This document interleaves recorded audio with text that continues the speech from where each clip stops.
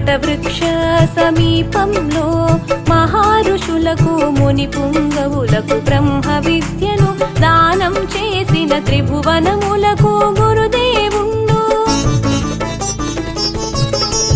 జనన మరణములు దుఃఖ దురితములు సంసార సింధు బంధములు జయించు మార్గ ప్రబోధకుడు దక్షిణామూర్తి దేవదేవుడు.